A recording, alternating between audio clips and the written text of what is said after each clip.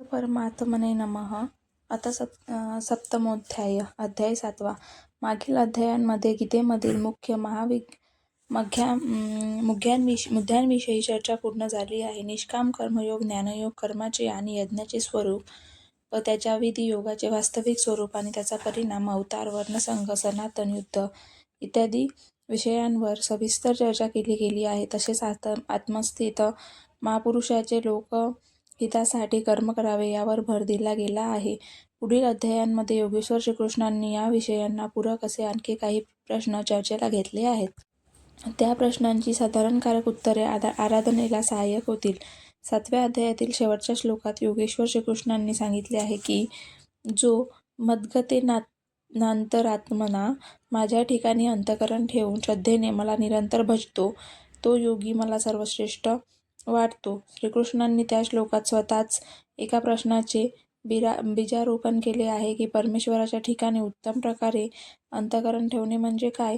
अनेक योगी परमात्म्याला प्राप्त करून घेतात, तरीही त्यांना काही तरी कमतरता खटकत राहते, कशाची तरी उणीव भासत राहते. यातकीचितही उणीव राहणार नाही. अशा उत्तम अवस्था कधी प्राप्त होते? परमेश्वराची संपूर्ण ओळख केव्हा होते? म्हणजेच त्यांचे संपूर्ण ज्ञान कधी प्राप्त होते? यावर योगेश्वर श्रीकृष्ण म्हणतात. श्री भगवान उवाच. अय्यासक्तमना पार्थयोग युज्यन्द दाश्रय असंशय समग्र यथा न्यस्यसि तृच्छृणु. हे पार्था, माझ्या ठिकाणी ज्याचे मन आसक्त झाले आहे, असा तू मद्राशय माझा आश्रय करून योगाभ्यास करीत कोणत्या प्रकारचे मला पूर्णत्वाने आणि सहनशीलतेने जाणशील ते ऐक. ते जाणल्यानंतर तुला यत्किंचितही संशय राहणार नाही. असे ते विभूतींचे संपूर्ण ज्ञान मी तुला पुन्हा सांगतो. ज्ञान तेह सविज्ञामिंद विश्यामशेषत यज्ञात्वानेह भूयोऽन्यज्ञात्वमवशिष्यते. हे ज्ञान मी तुला विज्ञानासहित पूर्णपणे सांगेन. स्वरूपज्ञानाच्या प्राप्तिकाठात यज्ञ त्यांच्या सृष्टी करतो. त्यांच्या अमृतत्वाबरोबर जे प्राप्त होते त्याचे नाव यज्ञान आहे. परमतत्व परमात्म्याला जाणणे हे ज्ञान होय. महापुरुष अफाट विश्वात एकाच वेळी सर्वत्र काय करण्याची जी क्षमता प्राप्त झालेली असते त्याला विज्ञान म्हणतात. तो प्रभू एकाच वेळेस सर्वात हृदयात कशा प्रकारे कार्य करतो, ते कशा प्रकारे उठतो, कशा प्रकारे बसतो, प्रकृतीच्या द्वंद्वातून बाहेर काढून स्वरूपप्राप्तीपर्यंत अंतर्प्राप्त करून कशा प्रकारे तेथपर्यंत पोहोचतो, तो त्यांच्या सर्व कार्यप्रणालीचे नाव विज्ञान आहे. ते विज्ञानासहित संपूर्ण ज्ञान मी तुला सांगेन की, जे जाणल्यावर किंवा ऐकल्यावर या लोकी आणखी काही जाणण्यासारखे शेष राहत नाही. परंतु हे ज्ञान प्राप्त झालेल्यांची संख्या फार मोठी कमी आहे. मनुष्याणां सहस्रेषु कच्छिंगतति सिद्धये यततामपि सिद्धांना कच्छिमा वेत्ति तत्त्वम्. हजारो मनुष्यांमध्ये एखादाच मनुष्य माझ्या प्राप्तीसाठी प्रयत्न करतो आणि या प्रयत्न करणाऱ्यांमध्येही एखादाच योगी तत्त्वासहित माझ्या स्वरूपाला जाणतो. परंतु हे तत्त्व कोठे आहे? पिंडरूपाने ते ठिकाण आहे की सर्वत्र व्याप्त आहे? यावर श्रीकृष्ण म्हणतात. भूमिराप नलो वायू खम ओ बुद्धिरेव च अहंकार इतीयमी भिंत्रा प्रकृतिष्ठधा. हे अर्जुना, पृथ्वी, आप, तेज, वायू, आकाश, मन, बुद्धी आणि अहंकार अशी हे मिळून 8 प्रकारचे भेद असणारी माझी प्रकृती आहे. हीच अष्टधा मूळ प्रकृती आहे. अपरेयमित्वज्ञा प्रकृती विद्धीन पराम जीवभूता महाबाहो यदेधार्यते जगत. हे अर्जुना, इयम म्हणजे मी 8 प्रकारची माझी अपरा म्हणजे जड प्रकृती आहे. महाभाव अर्जुना, जिच्या योगाने हे सर्व जग धारण केले गेले आहे ती माझी दुसरी जीवरूप परा प्रकृती अर्थात चेतन प्रकृती आहे असे समज. तोच जीवात्मा आहे. जीवात्मा सुद्धा प्रकृतीच्या संबंधात राहत असल्यामुळे तोही प्रकृतीच आहे. ऐतद्योनीनि भूतानि सर्वानीत्युपधारन् अहकृतज्ञ जगत्प्रभव जलस्तथा. अर्जुना, सर्व प्राणी मात्र उतघ्योनीनी या महाप्रकृतीपासूनच म्हणजेच माझ्या परा व अपरा या दोन्ही प्रकृतींपासून उत्पन्न झालेले आहेत. हे तू जाण. आणि या 2 प्रकृती म्हणजे एकमात्र योनी आहे. म्हणून अखिल जगाचे उत्पत्तीस्थान तसेच विलयस्थान मीच आहे. या सर्व जगाचा आदी व अंत मीच आहे. मीच जगाच्या आद्यंताचे मूळ कारण आहे. जोपर्यंत हे सर्व सृष्टी विद्यमान आहे तोपर्यंत मीच उत्पत्तीस्थान आहे व जेव्हा एखादा महापुरुष या प्रकृतीच्या पलीकडे जातो तेव्हा तो महाप्रलय तो अनुभवतो. तो मीच आहे. सृष्टीच्या उत्पत्ती व विलयाच्या प्रश्नाबद्दल मनुष्याला नेहमीच कुतूहल असते. जगातील अनेक शास्त्रांमध्ये याविषयी विविध गोष्टी प्रचलित आहे. कोणाच्या मते प्रलयाच्या वेळी सर्व जग बुडून जाते तर कोणाच्या मते सूर्य इतका जवळ येतो की त्यांच्या उष्णतेची अवघी पृथ्वी जळून जाते. कोणी यालाच कल्पातच असे म्हणतात. व त्यांच्या मते या दिवशी सर्वांच्या शुभाशुभ कर्माचा निवाडा केला जातो. काही जण नित्यप्रलय, नैमित्तिक प्रलय असे प्रलयाचे प्रकार मोजण्यात व्यस्त असतात. परंतु योगेश्वर श्रीकृष्णांना अनुसार प्रकृती अनादि आहे. प्रकृतीमध्ये परिवर्तन होत राहते परंतु ती कधी नष्ट होत नाही. भारतीय धर्मग्रंथामध्ये असे म्हटले आहे की मनुने प्रलय पाहिला होता. त्यांच्यासह 11 ऋषींनी एका मोठ्या माशाच्या शिंगाला नाव बांधून त्या नावेमधून ते हिमालयाच्या एका उत्तुंग शिखरावर गेले व तेथे प्रलय ओसरेपर्यंत भगवंतामध्ये राहिले. श्रीकृष्णांचे उपदेश व त्यांच्या जीवासंबंधीचे वर्णन असलेल्या भगवंतामध्ये मुकंदू मुनीचे पुत्र मार्कंडेय यांनी प्रत्यक्ष पाहिलेल्या प्रलयाचे वर्णन आहे. ते हिमालयाच्या उत्तरेस पुष्पभद्रा नदीच्या काठी राहत असत. भागवताच्या 12व्या स्कंधातील 8व्या व 9व्या अध्यायात शौनकादी ऋषींना सूतजींना विचारले की मार्कंडेय मुनीला महाप्रलयाच्या वेळी वडाच्या एका पानावर बालमुकुंदाचे दर्शन झाले असे म्हणतात. पण ते तर आमच्याच वंशातील होते व आमच्यापेक्षाही काही वर्ष आधी होऊन गेलेले आहेत. त्यांच्या जन्मानंतर ना प्रलय झाला आहे ना सृष्टी डुबली आहे. सर्व काही यथास्थित आहे. व मग त्यांनी कोणता प्रलय पाहिला? यावर सूतजींनी सांगितले की मार्कंडेय मुनीच्या प्रार्थनेने प्रसन्न होऊन नरनारायणाने त्यांना दर्शन दिले. तेव्हा मार्कंडेय मुनींनी भगवंताला प्रार्थना केली की आपली ती माया ती पाहू इच्छितो. तिच्यामुळे प्रेरित होऊन हा आत्मा अनंत योनीमध्ये भ्रमण करीत राहतो. भगवंताने ते कबूल केले व एक दिवस जेव्हा मार्कंडेय आपल्या आश्रयात भगवंत चिंतनात मग्न होते तेव्हा त्याला दिसले व चारही बाजूस समुद्र खळबळलेला होता. त्यात मोठ्या मगरी दिसल्या होत्या. स्वतः मार्कंडेय त्या क्रोधित मगरींच्या कचाट्यात सापडले होते व आपला जीव वाचवण्यासाठी इकडे तिकडे धावत होते. आकाश, सूर्य, पृथ्वी, चंद्र, स्वर्ग, ज्योतिष्य मंडळ हे सर्व त्याच्या समुद्रात बुडून गेले होते. इतक्याच मार्कंडेय मुनींना एक वडाचे झाड दिसले आणि त्यांच्या पानावर त्यांना बालमुकुंदाचे दर्शन झाले. नंतर त्याच्या श्वासाबरोबर मार्कंडेय मुनी बालमुकुंदाच्या उदरात गेले आणि तेथे त्यांना त्यांचा आश्रय व सूर्यमंडलासहित सृष्टी सजीव झालेली दिसली. त्यानंतर त्या शिशूच्या श्वासाबरोबर ते शिशूच्या उदरातून बाहेर आले. मार्कंडेय मुनींनी जेव्हा डोळे उघडले तेव्हा त्यांना कळले की तो आश्रमात आसनावर बसलेले होते. तात्पर्य: अनेक वर्षाच्या तपस्येनंतर मार्कंडेय मुनींनी ते ईश्वरीय दृश्य स्वतःच्या हृदयात पाहिले, त्याला अनुभव घेतला. त्यावेळी बाह्य जग मात्र जसेच्या तसे यथास्थित होते. प्रलय म्हणजे योगाच्या हृदयातील ईश्वराशी मिलन घडवून आणणारी एक दिव्य अनुभूती आहे. आराधनेच्या पृथ्वी काळात योगाच्या हृदयात संसारात प्रवाह नाहीसा होतो व अव्यक्त परमात्मा तेथे प्रगट होते. हाच प्रलय होय. म्हणजे प्रलय हा बाहेर असत नाही तर शरीराच्या आत हृदयात होतो. प्रलय म्हणजे अद्वैताची अनिर्वचनीय स्थिती आहे. ही एक क्रियाशील अनुभूती आहे. केवळ बुद्धीने निर्णय घेणारे भ्रम निर्माण करतात. मग तेथे आम्ही असो की तुम्ही तेथे भ्रमच निर्माण होतो. हीच गोष्ट पुढे स्पष्ट करताना श्रीकृष्ण म्हणतात, मत्त परतर ज्ञान किंचिदस्ति धनंजय मयि सर्वमंदी पोत्र सूत्रे मागी गणा इव. हे धनंजया, माझ्याशिवाय किंचित मात्रही दुसरेही काही नाही. ते सर्व जग दोऱ्यात ओवलेल्या मण्यांप्रमाणे माझ्या ठायी ओवलेले आहे. असे असले तरी मला जाणणे कधी शक्य होते? या अध्यायाच्या पहिल्या श्लोकात म्हटल्याप्रमाणे जेव्हा साधक अनन्य भक्तीने युक्त होऊन योगपारायण होतो तेव्हा शक्य होते, त्याशिवाय नाही. रसोऽहमस्सु कौन्तेय प्रभासी शशी सूर्ययो प्रणय सर्व देषु शब्दखै पौरुषनिषु. हे धनंजया, उदकातील रस मी आहे. चंद्र सूर्यांमधील प्रकाश मी आहे. सर्व वेदांमधील ओंकार मी आहे. ओ प्लस अ प्लस अकार स्वयं आकार मी आहे. आकाशातील शब्द आणि पुरुषांमधील पुरुषत्वच मी आहे. पुण्योगंध पृथ्वीत्वाचे तेजस्वांशी विभावसो जीवन सर्वभूतेषु तपच्छामि तपस्विषु. पृथ्वीतील पवित्र गंध आणि अग्नींमधील तेज मी आहे. सर्व प्राणीमात्रांचे जीवन आणि तपस्यांचे तप मी आहे.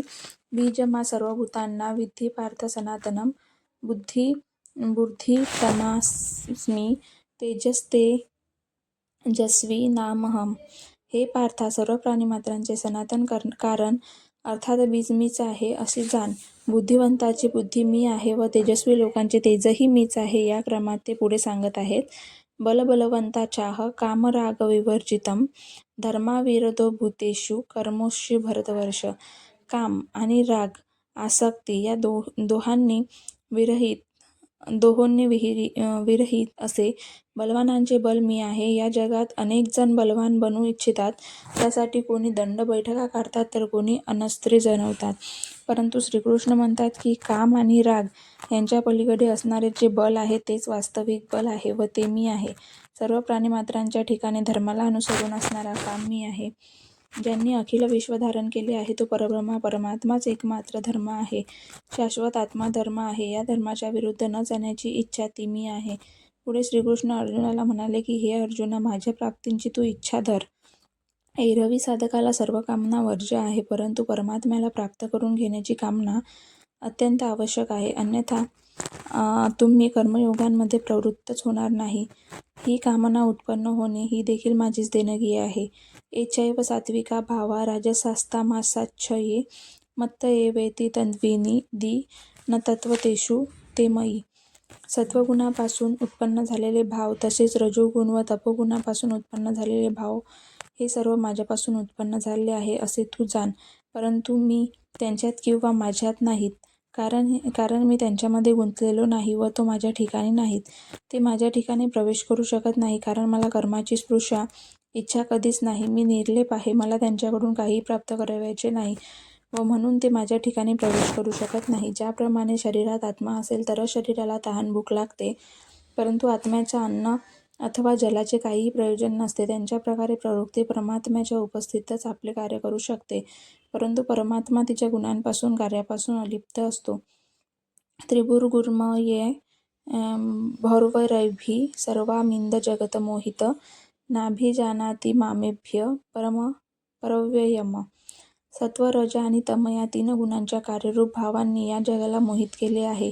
त्यामुळे या तिन्ही गुणांच्या पलीकडे असणाऱ्या निर्गुण व अविनाशी अशा मला लोकतत्त्वांचे जाणत नाही. मी 3ही गुणांच्या पलीकडे आहे. जोपर्यंत या गुणांपैकी अंशमात्रही गुण शिल्लक असतो तोपर्यंत कोणीही मला जाणत नाही. त्या साधकांची साधना शेष असते. तो अजूनही परमात्म्या मार्गावरील पथिक असतो. दैवी होष्या गुणमयी मम माया पुरतत्या. मामेन ए प्रज्ञन्ते मायामेता तरन्ति ते. ही माझी त्रिगुणमयी अद्भुत अशी माया पार करणे अत्यंत दुस्तर आहे, अत्यंत कठीण आहे. परंतु जे साधक मला निरंतर भजतात, मला शरण येतात, हेच या मायेला पार करू शकतात. तेच या संसारातून तरून जातात. ही माया दैवी असली तरी उदबत्ती लावून तिची पूजा करत बसू नका. तिला पार करण्याचा प्रयत्न करा. नमा दृष्टिहीनो मूढा प्रज्ञन्ते नराधमा. माययापघ्य तज्ज्ञाना आसुर भावमाश्रिता. जे मला निरंतर भजतात तेच मला जाणतात, तरीही लोक मला शरण येत नाही.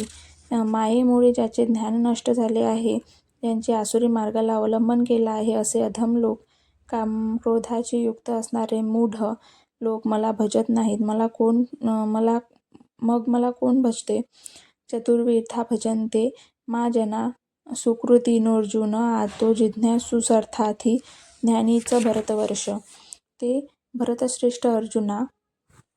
भरतश्रेष्ठ अर्जुना, संस्कृती व नियतकर्म ज्यामुळे श्रेयाची प्राप्ती होते ते कर्म करणारे, अर्थातहित म्हणजेच द्रव्याची इच्छा करणारे, आर्त म्हणजेच दुःखापासून मुक्त होण्याची इच्छा करणारे, जिज्ञासू म्हणजेच परमेश्वराला जाणण्याची इच्छा करणारे आणि ज्ञानी म्हणजेच ज्यांना ब्रह्मज्ञान प्राप्त झाले आहे, असे 4 प्रकारचे भक्तजन मला भजतात. अर्थ म्हणजे अशी वस्तू की ज्यामुळे शरीराच्या गरजांची किंवा तत्संबंधी गोष्टींची पूर्ती होते. अर्थप्राप्ती व कामनांनी पूर्तता परमेश्वराकडूनच होते. श्रीकृष्ण म्हणतात की मीच ती इच्छा पूर्ण करतो. वास्तविक अर्थ म्हणजे केवळ बाह्य संपत्ती नव्हे.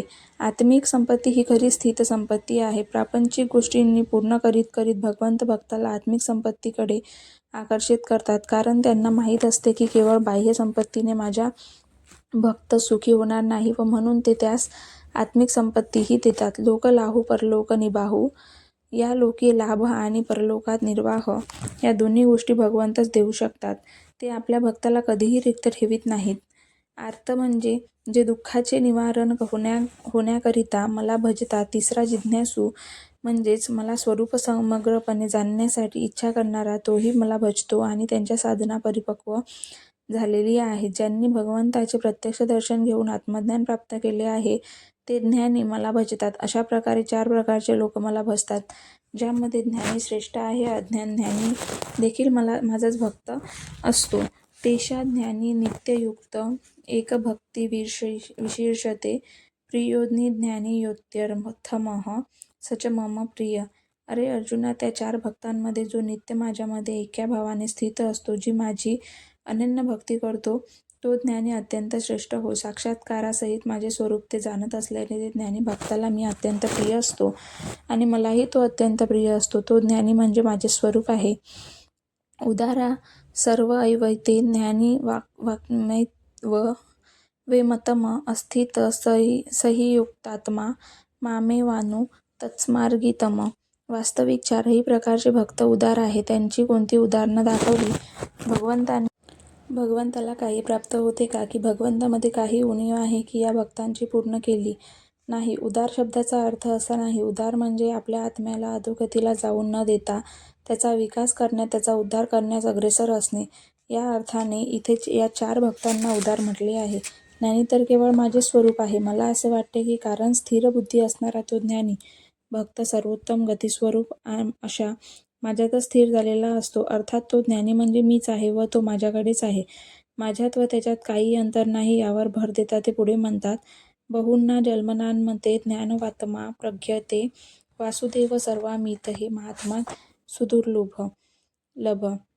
अनेक जन्मांपासून अभ्यास करीत करीत शेवटच्या जन्मांमध्ये म्हणजेच या जन्मात ईश्वराची प्राप्ती होणार असे या जन्माचा ईश्वराचा साक्षात्कार झाल्यानंतर हे सर्व विश्व वासुदेव होय असे ज्ञान प्राप्त होऊन तो ज्ञानी माझ्या उपासना करतो. तथापि असे जाणणारा महात्मा दुर्लभ असतो. तो वासुदेवाचा फोटो किंवा मूर्ती बनवून त्यांची उपासना करीत नाही, तर तो वासुदेवाला स्वतःच्या हृदयात पाहत असतो व त्याला भजत असतो. अशा या ज्ञानी महात्मा श्रीकृष्णांनी तत्वदर्शी असे म्हटले आहे. अशा महापुरुषाद्वारे समाजाचे कल्याण होते. श्रीकृष्ण म्हणतात की असे तत्वदर्शी महापुरुष अत्यंत दुर्लभ असतात. जर श्रेय व प्रेम म्हणजेच मुक्ती आणि भोग दोन्ही परमेश्वरांकडून प्राप्त होतात, तेव्हा तर सर्वांनी भगवंताचे भजन केले पाहिजे. परंतु लोक तर तसे करत नाहीत. असे का? श्रीकृष्ण म्हणतात, कामैस्तै स्ततज्ञाना प्रज्ञन्ते न्यदेवता ततनियमामास्थाय प्रकृत्या नियता स्वया. तत्वदर्शी महात्मा अथवा परमात्मा सर्वश्रेष्ठ असतो ही गोष्ट लोक समजू शकत नाही, कारण वासनांच्या अभिलाषेमुळे त्यांची विवेकबुद्धी समजू शकत नाही. कारण नष्ट झालेली असते. त्यामुळे आपल्या प्रकृतीचे म्हणजेच जन्मजन्मांनंतरच्या संस्कारामधील प्राप्त झालेल्या स्वभावाने प्रेरित होऊन ते माझ्याहून अन्य अशा देवतांना आणि त्यांच्यासाठी प्रचलित असणाऱ्या नियमांना, व्रताचा आश्रय घेतात. या श्लोकात अन्य देवतांचा उल्लेख प्रथमच झालेला आहे. यो यो यातनुभक्त श्रद्धचिर्तुमिच्छति तस्य तस्याचला श्रद्धा मे न विद्याम्यहम्. जो सकामी भक्त ज्या ज्या देवतेचे श्रद्धापूर्वक उपासना करू इच्छितो, त्या त्या भक्तांनी त्या देवतेवरील श्रद्धा मी स्थिर करतो. मीच स्थिर करतो, कारण देवता नावाची दुसरी कोणती वस्तू असती तर तिनेच भक्ताची श्रद्धा स्थिर केली असती. सर्व देवदेवतांमध्ये मीच भरलेला आहे ही गोष्ट या भक्तांना जाणलेली नसते. तया श्रद्धया युक्तस्तस्या राधनमिहते लभते च तत् कमान्मयैव विहितान्ति तान्. तो पुरुष श्रद्धेने युक्त होऊन या देवतेची उपासना करतो आणि त्या देवतेच्या माध्यमातून तर मग मीच निर्माण केलेल्या इच्छित भोगांचा निसंशय प्राप्त होतो. ते इच्छित भोग त्याला काम देते, मीच देत असतो. ते त्याच्या श्रद्धेचे फळ असते. कोणत्याही देवतेने दिलेली देणगी नसते. अर्थात कोणत्याही देवतेला भजून इच्छिलेले फळ तर प्राप्त होते. मग त्यात वाईट काय आहे? यावर श्रीकृष्ण म्हणतात, अंतवन्तु फलतेषां तद्भक्त्यल्पमेधसाम् देवान्देवजयो यंदी मग्भत्वा यंती मामपि. परंतु त्या अल्पबुद्धी असणाऱ्या लोकांना मिळणारे फळ हे अल्पकाळ टिकणारे नाशवंत असते. आज ते फळ असले तरी भोगता भोगता ते नष्ट होते, परंतु ते नाशवंत होत आहे. जे लोक देवतांची उपासना करतात ते त्या देवांपर्यंत पोचतात. तथापि देवताही नाशवंत असतात. अर्जुना, देवतांसह यावन्मात्र जग परिवर्तनशील व मिथ्या आहे. परमात्मा मात्र शाश्वत तत्व आहे. जे भक्त मला भजतात ते मज्जलोप येतात, म्हणजेच परमतत्व प्राप्त करतात. नैष्ठिकीम परमशांती प्राप्त करतात. 3ऱ्या अध्यायात योगेश्वर श्रीकृष्णांनी सांगितले की यज्ञाद्वारे तुम्ही देवतांची म्हणजेच दैवी संपदेची उन्नती करा. जसजशी दैवी संपदेची उन्नती होईल तसतशी तुमचीही उन्नती होईल. क्रमशः उन्नती करत करत परमश्रेयाची प्राप्ती करून घ्या. देवाची म्हणजे दैवी संपदेचा समूह होय, ज्याद्वारे परमदेह परमात्म्याचे देवत्व प्राप्त केले जाते. दैवी संपदा मोक्षप्राप्तीसाठी असते. या संपदेच्या 24 लक्षणांमुळे निरूपण गीतेतील 16व्या अध्यायात केलेले आहे. हृदयामध्ये परमदेव परमात्म्याचे देवत्व प्राप्त करून देणाऱ्या सद्गुणांचे नाव देवता असे आहे. म्हणजेच देवता या अंतरंगात वास करणाऱ्या असतात. परंतु कालांतराने लोकांनी आतील वस्तूंचे बाहेर प्रदर्शन करण्यास सुरुवात केली. देवतांच्या मूर्ती बनवल्या, कर्मकांड रचले आणि वास्तविकतेपासून ते दूर गेले. श्रीकृष्णाने वरील 4 श्लोकांमध्ये या भ्रांतीचे निवारण केले आहे. गीतेमध्ये पहिल्यांदा अन्नदेवतांचा उल्लेख करून त्यांनी सांगितले की देवतांना स्वतंत्र अस्तित्व नसते. लोकांची श्रद्धा जिकडे जडते तिथे तो उभा राहतो आणि त्याची श्रद्धा दृढ करून मीच त्यांच्या श्रद्धेचे फळ त्यांना देतो. ते फळही अल्पकाळ टिकणारेच असते, त्यामुळे ते नष्ट असते. देवता नष्ट होतात आणि या देवताची उपासना करणाराही नष्ट होतो. त्यांचा विवेक नष्ट झाला आहे. ते मूढबुद्धीचे लोकच अन्य देवतांची पूजा करतात. श्रीकृष्ण 9व्या अध्यायात तर म्हणतात की अन्य देवतांचे पूजन करणे अयोग्यच आहे. अव्यक्त व्यक्तिमापन्न मन्यन्ते माम बुद्धय भावमजानन्तो ममाव्ययमनुत्तमम्. देवतांचे अस्तित्व नसते. त्यांच्या नावावर जे फळ मिळते तेही नाशवंत असते. तरीही सर्व लोक माझी उपासना करीत नाहीत. कारण बुद्धिहीन पुरुष वासनांच्या अभिलाषेमुळे ज्यांचे ज्ञान नष्ट झाले आहे असे लोक सर्वोत्तम, अविनाशी आणि परमप्रभावी अशा मला चांगल्या प्रकारे जाणत नाही. त्यामुळे मज अव्यक्त पुरुषाला ते मनुष्याप्रमाणे व्यक्तिभावाला प्राप्त झालेल्या समजतात. अर्थात श्रीकृष्णही मनुष्य म्हणजे शरीरधारी योगी होते, योगेश्वर होते, जे स्वतः योगी आहेत आणि त्यांच्यात दुसऱ्यांना योग प्रदान करण्याची क्षमता आहे. त्यांना योगेश्वर म्हणतात. योग्य प्रकारे साधना करून स्वतःचा क्रमस्वीकार करीत महापुरुषही त्याच प्रभावनेमध्ये स्थित होतात. तरी देखील वासनांनी विवश झालेले मंदबुद्धीचे लोक त्यांना सामान्य समजतात. त्यांना असे वाटते की माझ्याप्रमाणे तर लोक जन्माला आला आहे, मग तो भगवान कसा असू शकेल. अर्थात त्या बिचाऱ्यांचा काय दोष, डोळ्यांना तरी शरीरच दिसत असते. महापुरुषांचे बाह्य स्वरूप ते पाहतात, त्यांचे वास्तविक स्वरूप ते का पाहू शकत नाही. यावर योगेश्वर श्रीकृष्ण म्हणतात, नाह प्रकाश सर्वस्य योग माया समामृत मूढो नभिजानती लोको मामजव्ययम्. सामान्य मनुष्यांसाठी माया एखाद्या पडद्याप्रमाणे असते. तिच्यामुळे परमात्मा पूर्णपणे झाकला गेलेला असतो. योगसाधना समजल्यावर तो साधनेमध्ये प्रवृत्त होतो. त्यानंतर योगमायेच्या म्हणजेच योग प्रक्रियेचे एक आवरण असते. योगाचे अनुष्ठान करत करत साधकाला जेव्हा योगारूढता प्राप्त होते तेव्हा मायेने झाकला गेलेला परमात्मा त्याला विदित होतो. योगेश्वर म्हणतात की मी आपल्या योगमायेने झाकलेला आहे. त्यांनी त्यांची योगारूढता प्राप्त केली आहे असे योगीच मला यथार्थपणे पाहू शकतात. मी सर्वांचा प्रत्यक्ष होत नाही व म्हणूनच अज्ञानी मनुष्य जन्मरहित, ज्याला जन्म घ्यायचा असतो, अविनाशी, ज्याचा नाश होत नाही, अव्यक्त, ज्याला पुन्हा व्यक्त व्हायचे नसते, अशा मला जाणत नाही. अर्जुन सुद्धा श्रीकृष्णांनी स्वतःप्रमाणे मनुष्य समजत होता. परंतु तेव्हा श्रीकृष्णांनी मला दिव्य दृष्टी दिली तेव्हा तो प्रार्थना करू लागला, क्षमेची याचना करू लागला, कारण वाकू लागला. खरोखर मायेमुळे आपण आंधळे झाल्यामुळे अव्यक्त अशा महापुरुषाला ओळखू शकलं नाही. श्रीकृष्ण पुढे म्हणतात, वेदाः समतीतानि वर्तमानानि चार्जुन भविष्यानि च भूतानि मातु वेद न कच्छन. हे अर्जुना, अतीत, वर्तमान व भविष्यात होणाऱ्या सर्व प्राण्यांना मी जाणतो, पण मला कोणी जाणत नाही. मला का जाणू शकत नाही? इच्छाद्वेषतमस्थेन द्वंद्वमोहेन भारत सर्वभूतानि समूह स्वर्गे यान्ति परन्तप. भरतवंशी अर्जुना, इच्छा या द्वेषामुळे म्हणजेच रागद्वेषाही द्वंद्वरूपी मोहामुळे या जगातील सर्व प्राणी मोहवश करतात. त्यामुळे ते मला जाणत नाहीत. तर मग मला कोण जाणू शकणार नाही का? यावर योगेश्वर श्रीकृष्ण म्हणतात, एषा वंतगत पापजनांना पुण्यकर्म नाम ते द्वंद्वमोहनिर्मुक्ता भजन्ते ना दृढव्रता. परंतु पुण्यकर्म जे संस्कारात अंत करणारे आहे, त्याचे नाव कार्यम, क्रम, नियतकर्म, यज्ञप्रक्रिया आहे. ते कर्म करणाऱ्या ज्या भक्तांचे पाप नष्ट झालेले आहे, असे ते रागद्वेषाशी द्वंद्वरूपी मोहामुक्त होऊन दृढव्रत होऊन झालेली उपासना करतात. ती माझी उपासना कशासाठी व का करतात? जरामरणमोक्षाय मामश्रित्य यतन्ति ते ब्रह्मादरूप कृष्णमध्यात्म कर्मचिखिलम्. ह्या माझा आश्रय घेऊन जरा व मरण यांच्यापासून मुक्त होण्याकरता प्रयत्न करतात. ते तो परब्रह्माला, संपूर्ण अध्यात्माला व संपूर्ण कर्माला जाणतात. तसेच साधिभूताधिदैव मा साधियज्ञ च वेदू प्रयाणकालेपि च मा ते विदुर्करचेतस. जे अद्भुत, अधिदैवत आणि अधियज्ञ यांच्यासह मला जाणतात, ते युक्तचित्त असणारे पुरुष अंतरकाळी देखील मला जाणतात, मला ठिकाणी स्थित असतात व सदैव माझ्या स्वरूपाशी एकरूप झालेले असतात. 26व्या व 27व्या श्लोकात श्रीकृष्णांनी म्हटले होते की, मोहग्रस्त असल्यामुळे मला कोणी जाणत नाही, परंतु ते त्या मोहातून मुक्त होण्यासाठी प्रयत्न करतात.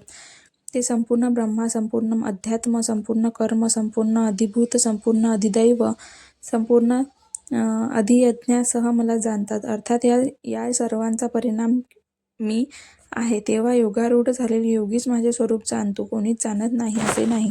निष्कर्ष. या अध्यायात योगेश्वर श्रीकृष्णांनी सांगितले आहे की, जो अनन्य भावाने माझ्या ठिकाणी स्वतःला समर्पित करून माझा आश्रय करून योगसाधना करतो, तो समग्रपणे माझे स्वरूप जाणतो. हजारोंमध्ये कोणी एखादाच मला जाणण्याचा प्रयत्न करतो व प्रयत्न करणाऱ्यांमध्ये कोणी एखादाच मला जाणतो. तो मला पिंडरूपाने एकाच ठिकाणी नव्हे तर सर्वत्र व्यापून राहिलेला असा पाहतो. मला ही जड प्रकृती 8 प्रकारांत विभागली गेलेली आहे आणि तिच्या अंतरंगात माझी जीवनरूप चेतना प्रकृती आहे. या दोहांच्या संयोगाने सर्व सृष्टी निर्माण झालेली आहे.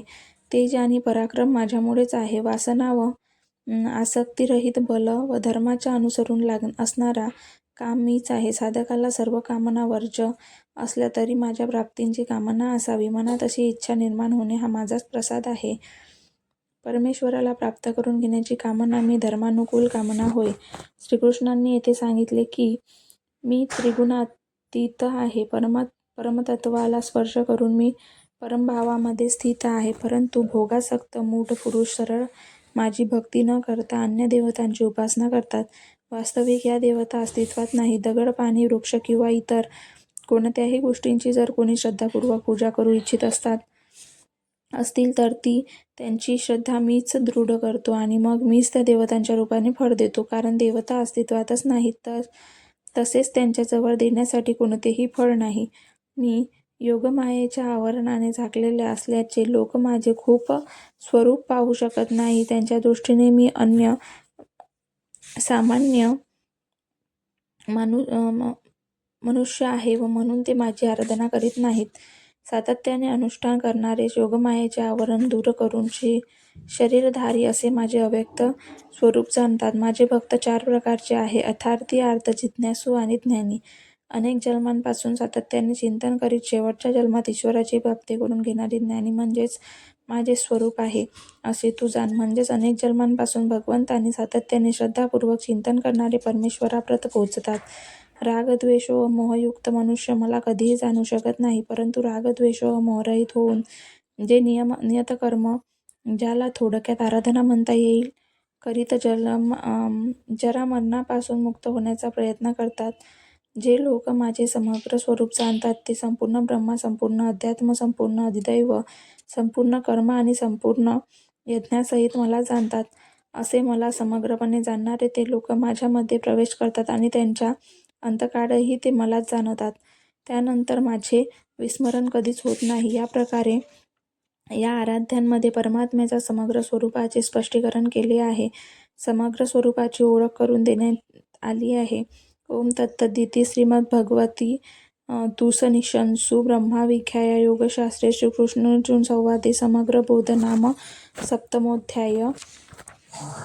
याप्रमाणे श्रीमद्भगवद्गीतारूपी उपनिषदातील बाह्यविख्यापर्यंत योगशास्त्रातील श्रीकृष्ण आणि अर्जुन यांना संवादातून समग्र स्वरूपबोध नावाचा 7वा अध्याय समाप्त झाला आहे.